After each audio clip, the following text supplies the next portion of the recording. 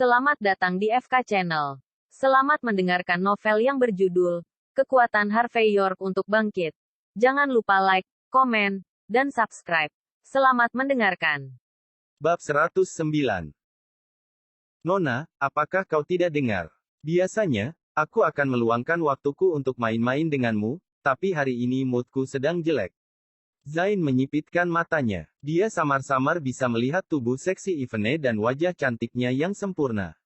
Meskipun dia merasa tidak asing, dia tidak terlalu peduli tentang itu. Wyatt yang berada di belakangnya tertawa sampai-sampai badannya membungkuk ke depan dan belakang. Mendengar tawanya, Zain menyipitkan matanya dan memandang sosok buram yang bersandar di mobil tak jauh dari situ. Dia tertawa sinis dan berkata, "Wyatt, mau kita apakan pria brengsek itu?"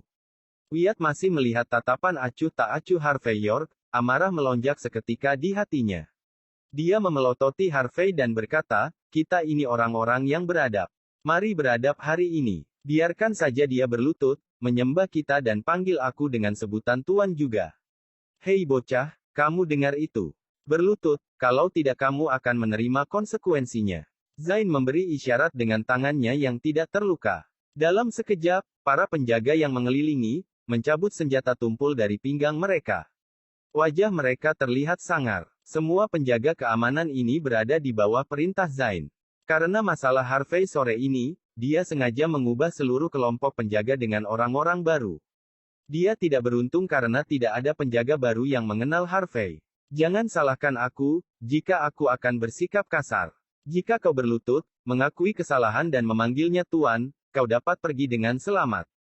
Zain menyeringai. Jika tidak, jangan salahkan aku. Saat ini, Wyatt tidak tahan lagi.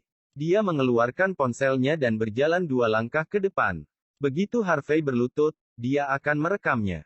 Cecilia sedikit mengernyitkan keningnya. Dia tidak mengharapkan hal-hal ini menjadi besar, tapi dia selalu membenci Harvey, jadi saat ini dia tidak berniat menghentikannya. Selain itu, Harvey malah bersenang-senang bersama seorang wanita kaya. Dia merasa bahwa dia tidak layak untuk Mandy Zimmer. Dia merasa ingin membunuh Harvey saat ini.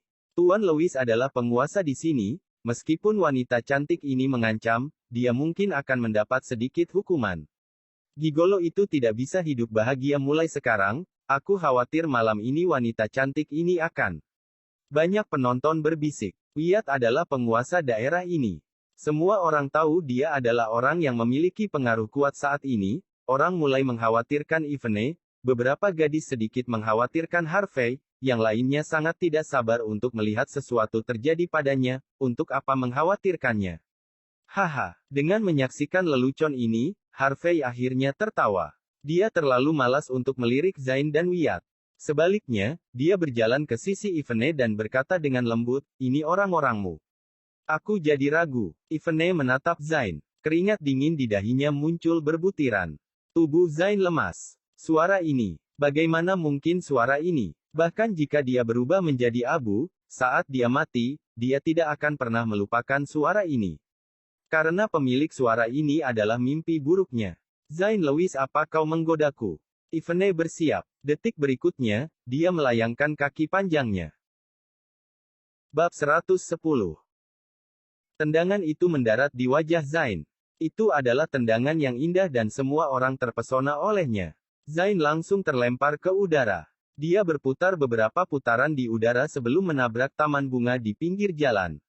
Dengan menyaksikan adegan ini, semua orang tercengang. Bahkan para penjaga keamanan itu tercengang. Wanita cantik ini luar biasa. Dilihat dari kemampuannya, dia setidaknya sabuk hitam taekwondo, kan? Setelah tertegun sejenak, satpam itu kemudian bergegas ke arahnya dengan ganas satu per satu.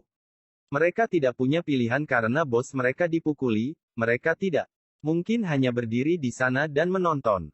Berhenti. Semuanya berhenti. Meski gigi Zain sudah patah, dia hampir mati ketakutan. Ketika Yvonne berbicara, dia akhirnya mengenali wanita cantik ini. Sekretaris CEO York Enterprise. Kemudian, dia tersandung saat mencoba berdiri dan dengan cepat berjalan ke sisi Wyatt. Dia memberinya tamparan keras di wajah Wyatt saat Wyatt masih shock dengan semua yang telah terjadi. PAKK. Tamparan ini benar-benar menghabiskan seluruh energinya. Wyatt terlempar. Dia hampir tak sadar dan bingung karena pukulan kuat itu. Tuan Louis. Wyatt hampir menangis. Tuan Louis, Harvey, yang membawa wanita ini yang menggangguku, kenapa kau malah menamparku? PAKK. Zain menamparkan wajahnya dengan keras. Dia berteriak, memangnya kenapa dengan si pecundang ini? Kau hanya pelayan restoran yang brengsek dan kau menjadi sombong, memangnya kau siapa? Jika bukan karena ayah sialanmu, kau pasti sudah dipukuli sampai mati. Bab 111. Tuan Louis. Tidak, tidak. Kak Louis. Wyatt Johnson enggan menerimanya. Kau lupa apa yang kau katakan padaku sore ini. Kau bilang aku bisa berada di bawah lindunganmu, kau sendiri yang bilang. Zain Louis gemetar ketakutan. Dia menegur, di bawah perlindunganku. Penjaga, pukul dia. Jika dia tidak terkapar malam ini, kalian semua akan dipecat. Para penjaga keamanan bingung. Plotnya terlalu rumit, mereka tidak bisa memahami situasinya. Zain tidak puas. Dia menatap Yvonne Xavier dengan hormat. Ketika dia melihat tatapan dinginnya, dia menggigil. Dia berkata, apakah kau buta? Apa kau tidak tahu siapa wanita ini? Dia adalah atasanku, dan kau meminta aku menghajarnya. Apa? Para penonton tercengang. Bahkan Wyatt lupa menjerit, dia memandang Yvonne dengan kaget dengan mulut ternganga. Orang seperti Zain sudah terkenal jagoan di area ini, wanita ini bahkan atasannya, jadi membayangkan betapa hebatnya dia.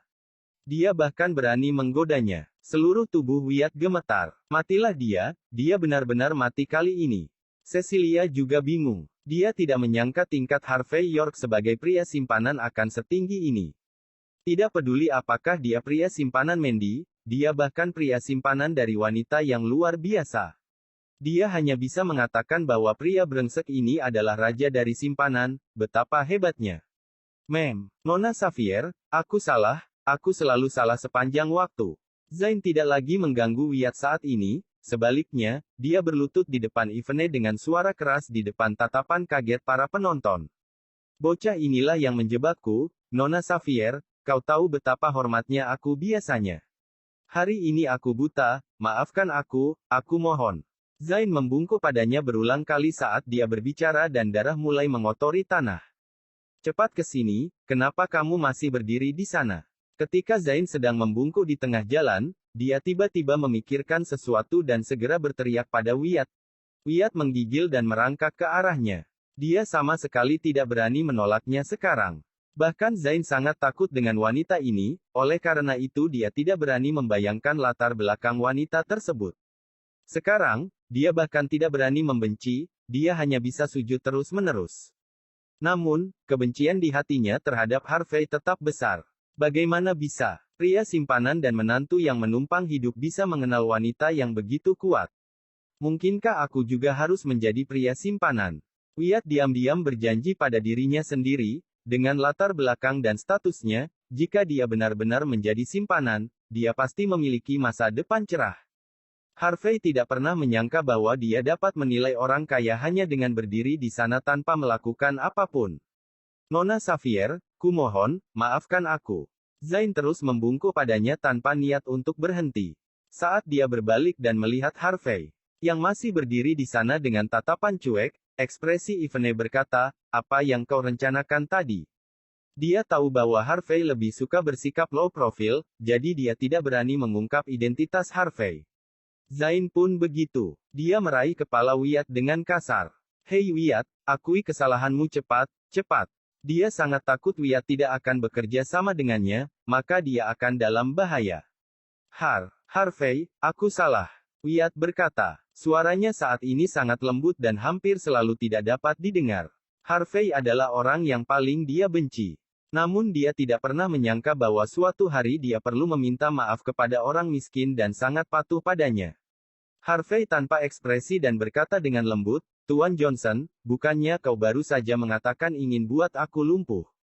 Brengsek. Zain bergumam pelan sambil menyeringai.